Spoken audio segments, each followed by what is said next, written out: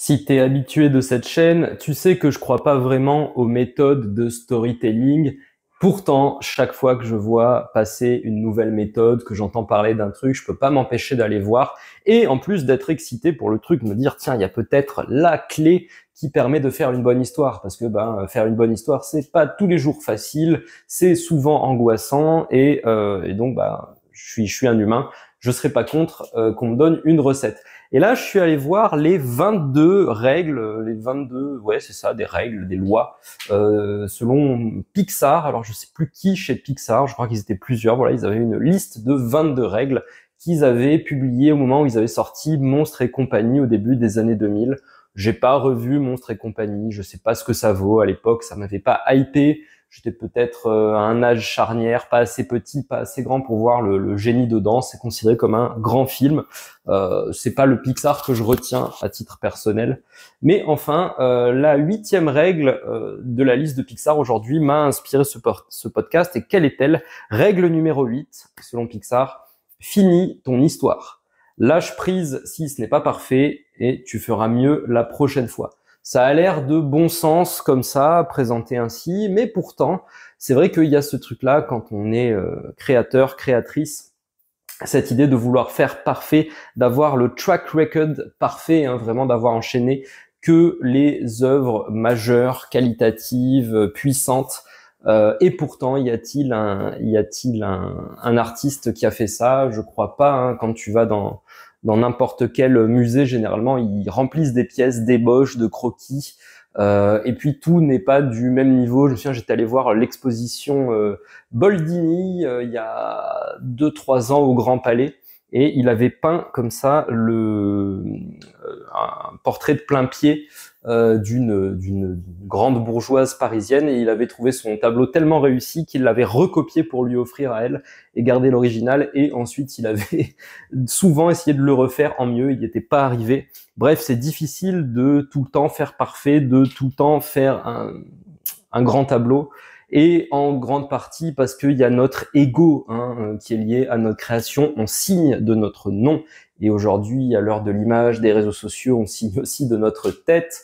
Donc, on a envie comme ça que notre nom soit attaché à de la grandeur. C'est important. J'ai fait bien sûr ce podcast qui disait qu'il y avait finalement rien de personnel, enfin pas autant de personnel qu'on le pense dans notre création, qu'on est un peu le jouet du ciel, de l'univers comme ça, qui a besoin de matérialiser l'œuvre à travers nous, et que c'est en travaillant, en étant là à l'heure et en faisant le travail qu'on peut comme ça devenir ce véhicule. Et pourtant, il nous faut aussi un ego, et un ego colossal, pour estimer qu'on a quelque chose à apporter à un patrimoine, dans mon cas littéraire, mais dans quel que soit le domaine, quelque chose à apporter à un corpus qui est déjà colossal.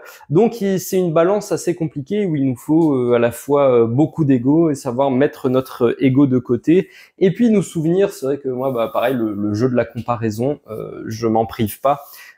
Voir un peu chez les artistes aussi qu'on respecte, voire qu'on admire, que ça n'a pas toujours été chez eux une suite ininterrompue de chefs-d'œuvre. Moi, un réalisateur qui a une œuvre quand même assez large, Martin Scorsese, typiquement, a été capable de faire des trucs grandioses. Moi, je pense que mon film préféré de lui, c'est Casino, de très loin, mais enfin, on va avoir Taxi Driver, Mean Streets, enfin voilà, des films marquants.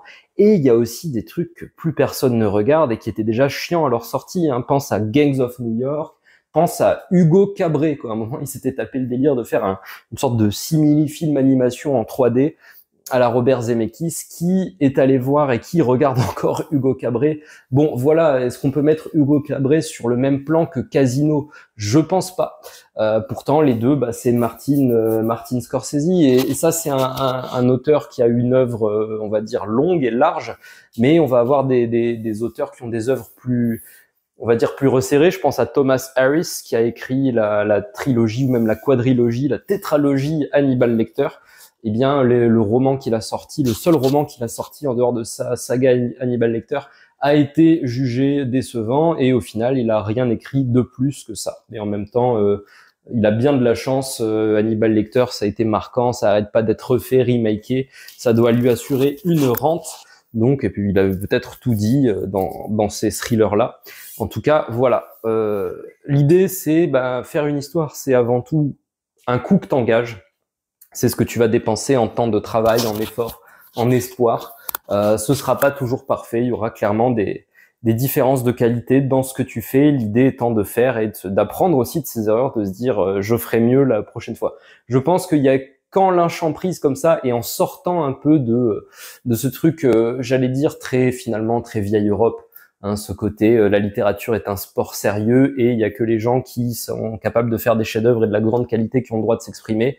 Non, déjà ils ont commencé quelque part. Maupassant s'est fait corriger par Flaubert pendant des années, jusqu'à ce que Flaubert lui dise bon là c'est passable. Je crois qu'il a commencé à lui dire c'est passable au moment de Boule de Suif. Je veux pas dire de bêtises, j'ai pas la chronologie en tête.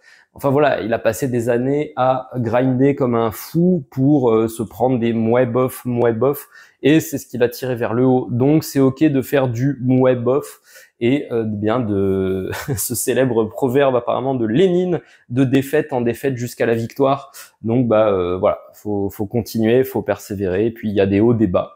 On fera et puis des fois d'ailleurs une œuvre est reconnue comme étant qualitative alors que elle est clairement pas parmi les meilleures de son auteur. Je pense typiquement le cas de Houellebecq, les particules élémentaires est celui qui est considéré comme son chef-d'œuvre et qui l'a fait exploser au monde entier, et La carte et le territoire lui a valu le Goncourt.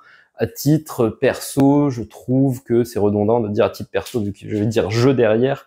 Mais personnellement, c'est redondant aussi. Bon bref, je trouve que c'est parmi ces deux moins bons romans, voire ces deux plus mauvais, je les aime pas trop. Voilà. Donc, finis ton histoire, lâche prise si c'est pas parfait, tu feras mieux la prochaine fois, on fera mieux la prochaine fois, on apprend de nos erreurs, on continue, on positive, il y a pas mort d'homme, le monde va pas s'écrouler si on n'écrit pas le nouveau David Copperfield. Donc let's go, voilà, c'était le message d'espoir de ce podcast. Je te dis à demain pour le prochain épisode et bien sûr, prends soin de toi.